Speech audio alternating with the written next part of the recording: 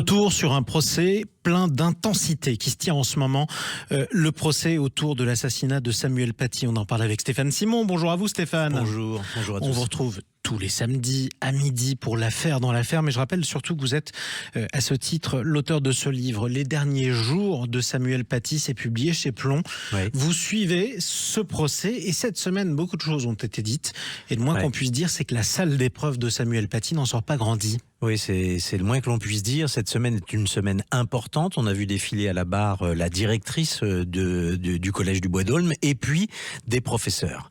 Et là, si vous voulez, il y a deux Jean-François dont les témoignages ont été très très importants. Il y a un Jean-François, je dirais, proche de Samuel Paty qui pleurera à la barre, qui est plein d'aménité, plein de gentillesse et de bienveillance pour Samuel.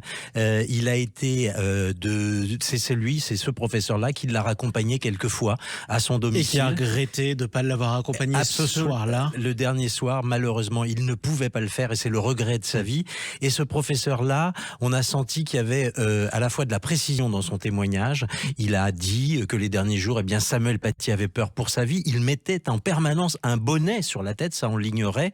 Et il portait également une écharpe pour lui remonter jusqu'au nez. Donc il se sentait traqué. Il se sentait traqué. Ce Jean-François-là, on peut dire qu'il a eu un témoignage extrêmement précis et on le salue.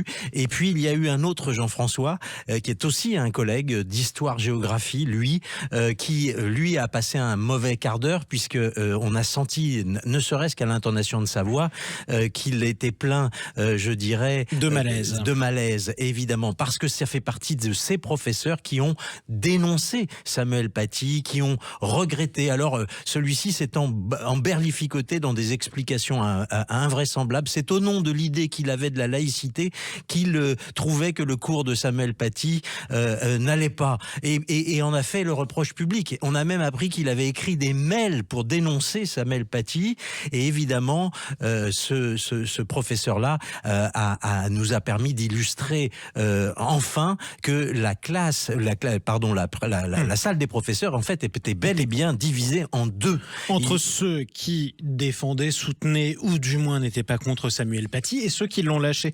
Ce Absolument. Deuxième Jean-François-là dont vous parliez, il a même été jusqu'à s'excuser au nom de Samuel Paty devant ses propres élèves en cours et avoir les larmes aux yeux. Oui, c'est ça qui est incroyable et d'ailleurs ça a fait rire dans la salle de l'audience.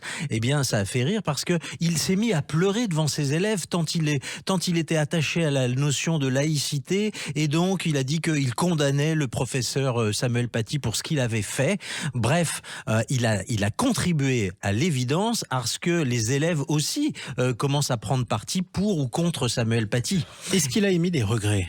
Eh ben, un peu, évidemment, mais on sent que ses regrets sont tardifs. D'ailleurs, sur BFM TV, il avait donné une interview à moitié anonyme et dans lequel ses regrets n'étaient pas du tout de la mise. Cette fois-ci, il a regretté que, évidemment, ça se termine comme ça pour Samuel Paty, mais qui ne le ferait pas de toute façon. Évidemment. Alors, la directrice a aussi témoigné. L'audition a duré 6 heures. Ouais. Qu'en retenir ? Alors, la principale chose, c'est que la directrice n'a pas su expliquer pourquoi elle n'avait pas, à la famille de la petite menteuse, expliqué tout simplement que cette jeune fille n'était pas en cours, qu'elle n'avait donc pas pu expliquer clairement le cours de Samuel Paty. Oui. Et non, rien. Et c'est ça qui nous reste un peu en travers de la gorge, si vous voulez, à propos de cette directrice de l'école du Bois d'Aulne, c'est qu'elle n'a à aucun moment, on la sent extrêmement inquiète, je dirais, du candidaton qui va avoir autour du collège du Bois d'Aulne. On la sent inquiète que l'image renvoyée du collège puisse affecter son classement, mais en revanche, à aucun moment on la sent en capacité de résister à cette famille qui est une famille à problème, on le sait, qui a déjà fait parler d'elle énormément, et au père de cette gamine qui a 12 inscriptions sur son cahier de correspondance, elle ne saura pas dire de toute façon et avec fermeté, votre fille ment. Et je pense que c'est un des arguments qui va certainement être utilisé par le père, par l'avocat du père Brahim Chaim Shnina, le père de cette petite Il n'avait menteuse. aucune raison de douter de la parole de sa fille, dans la mesure où même la directrice du collège Oui, ne la lui a mettait pas en cause. Et elle ne sait pas expliquer encore aujourd'hui pourquoi elle a fait ça. Mais je pense sincèrement que pris dans la tourmente, cette femme, elle est un petit peu démunie et elle a peur d'affronter c'est la colère de cet homme qui est venu accompagner, je le rappelle, de quelqu'un qui se présente comme les chefs des imams de France et qui va faire beaucoup de raffus. Ceux qui vont orchestrer cette cabale qui, quelques jours plus tard, sera fatale à Samuel Paty, puisqu'elle reviendra jusqu'aux oreilles de l'assassin Abdullah Anzorov. On y reviendra sur ce procès, malheureusement. Oui. Un mot peut-être pour raconter que les premières auditions de la famille tchétchène d'Anzorov ont permis quand même de distinguer deux, trois choses. D'une part, on voit la gravité d'imprégnation du tueur, puisque en fait, il grandit dans une famille qui se flatte d'avoir accueilli des membres d'Al-Qaïda au sein de chez elle. Et d'ailleurs, elle n'a, et c'est d'ailleurs curieux, aucune difficulté à être accueillie comme dans le cadre de l'asile politique en France.